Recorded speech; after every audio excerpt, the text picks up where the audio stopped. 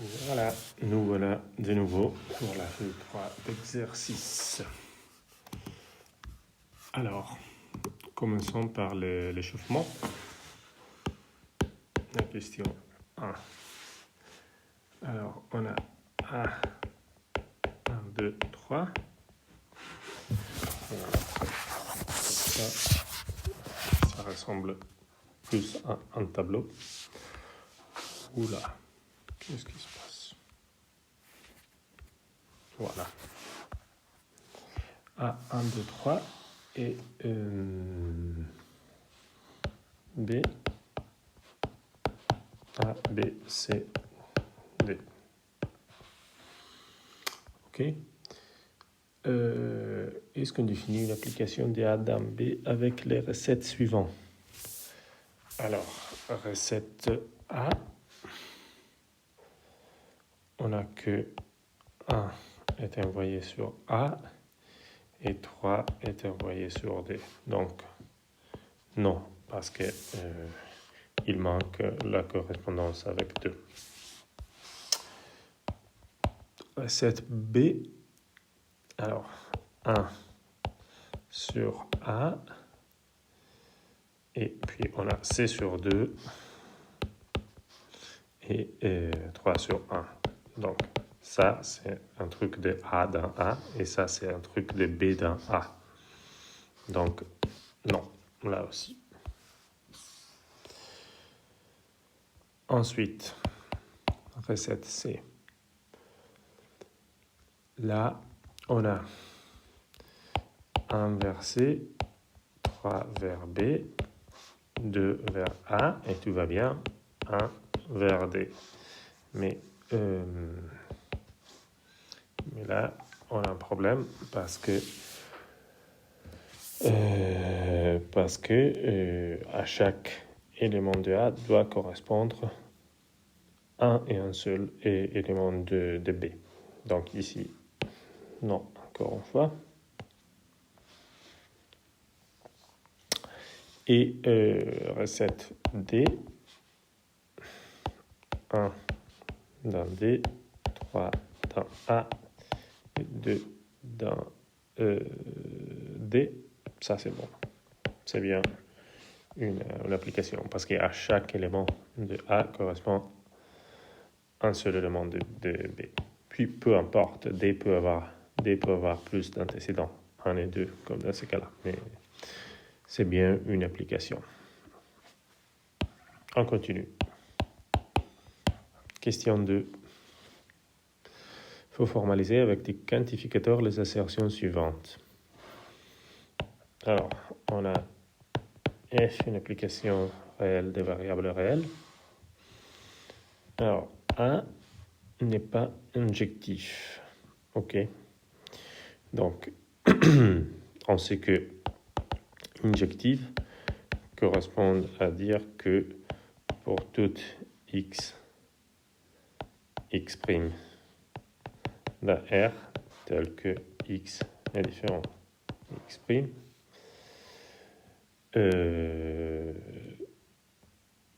implique, ou si vous voulez, E, f de x différent de f de x prime.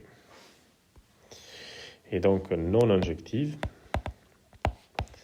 et qui veut dire qu'il existe x et x prime d'un R, si vous voulez, on peut dire même d'un R2, si pour être plus précis. Mais bon, ça n'est pas vraiment grave.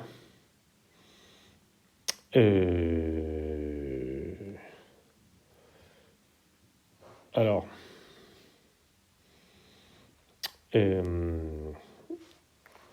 tel que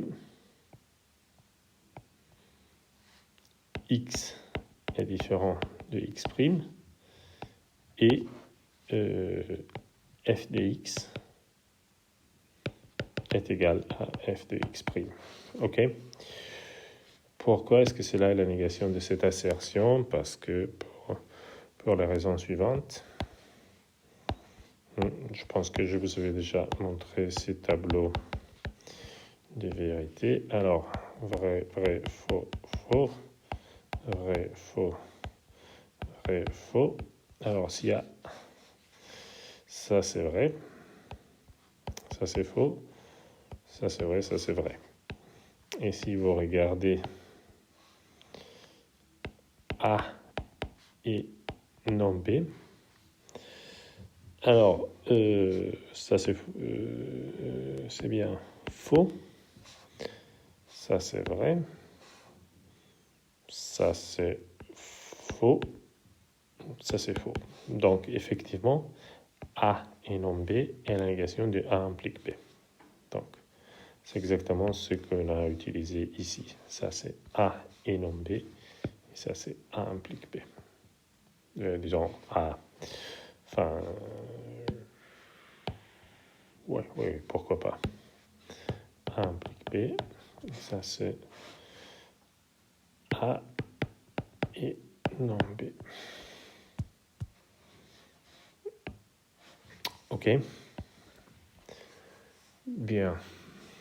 Question 3.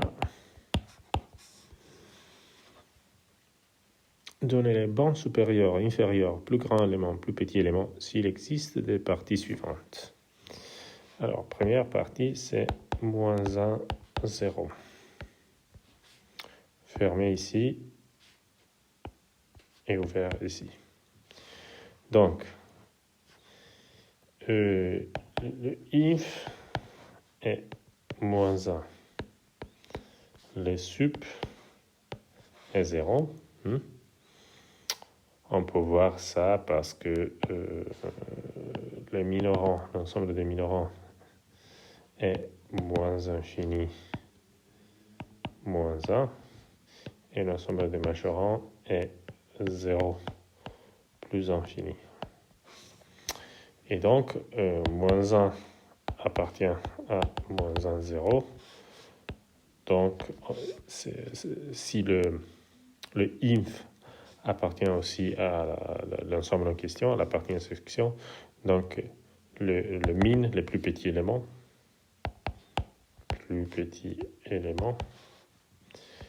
est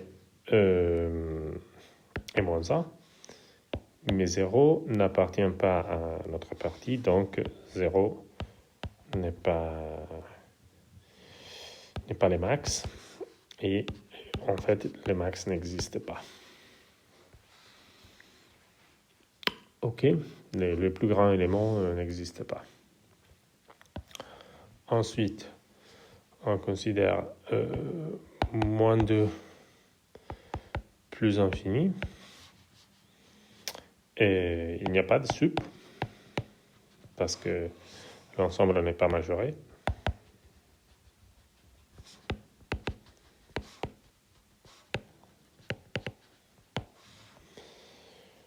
Le if est carrément moins 2, parce que l'ensemble des minorants est égal à moins infini moins 2.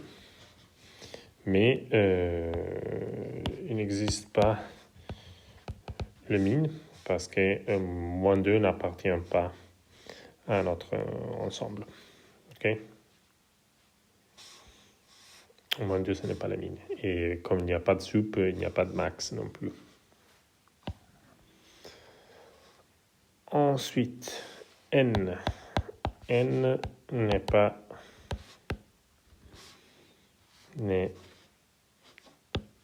ni majoré ni minoré.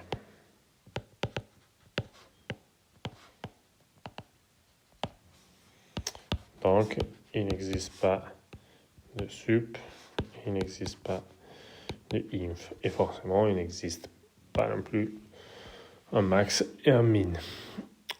Et ensuite, on prend les réels tels que ils peuvent s'écrire de la forme x égale 1 sur n, pour n un naturel non zéro. Cette étoile-là veut dire non zéro. Donc, c'est l'ensemble donné par les réels de ce type-là, un demi, un tiers, un quart, un cinquième, etc. Donc, les sup est carrément 1, qui est aussi égal le max, comme il appartient aussi à notre ensemble. Le inf est 0, ok, parce que pour tout epsilon positif, il existe un n naturel tel que 1 sur n est plus petit que epsilon. Et donc cela implique que forcément le inf doit être plus petit ou égal que 0. Et comme effectivement 0 est plus petit que 1 sur n pour toute n, alors le inf est égal à 0. Mais 0 n'appartient pas, si nous appelons notre ensemble grand D,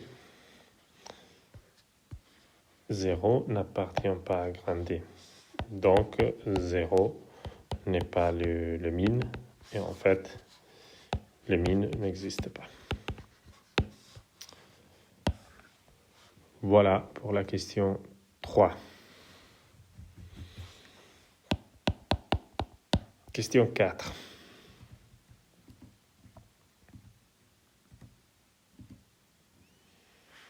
Question 4.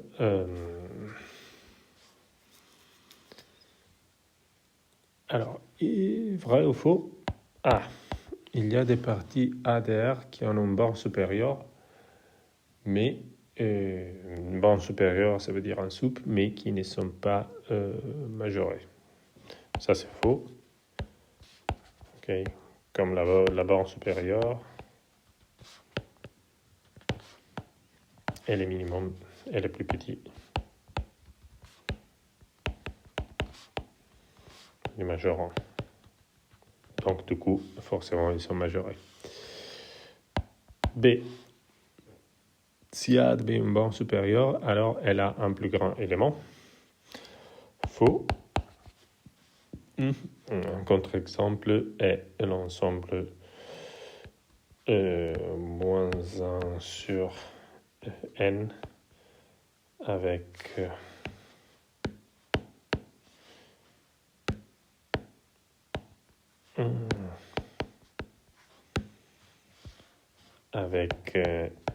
n naturel, parce que vous voyez bien que dans ce cas-là, le sup est 0, mais il n'y a pas de plus grand élément. Okay, la borne supérieure est 0, mais il n'y a pas de plus grand élément. Alors, si A est infini, elle n'a pas de borne supérieure. Là, ça, c'est faux, parce que, par exemple, A, l'intervalle 0, 1 est à infini. Et sup A existe et c'est égal à 1. Question D. Si A est borné, alors elle est finie. Bon, cela est faux aussi. Parce que le contre-exemple est encore 0, 1 est borné, mais infini.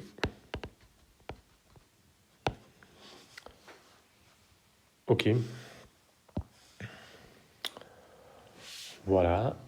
On passe à l'exercice 1. Donc, f et g sont deux fonctions numériques définies comme suit.